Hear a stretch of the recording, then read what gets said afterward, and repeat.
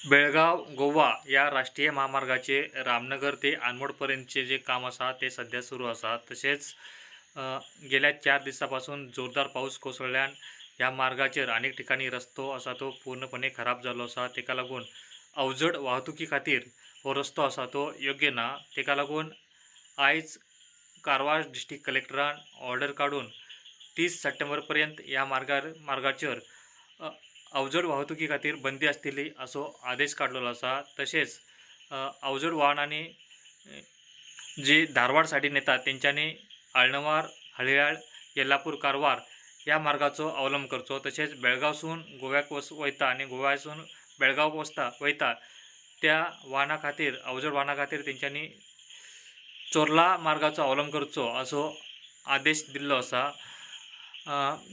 बेळगाव गोवा या राष्ट्रीय महामार्गाचेर जी हत्ती ब्रिज असा थंय रस्तो पूर्णपणे ब्लॉक जाल्ल्या कारणान स्थानिक लोकांनी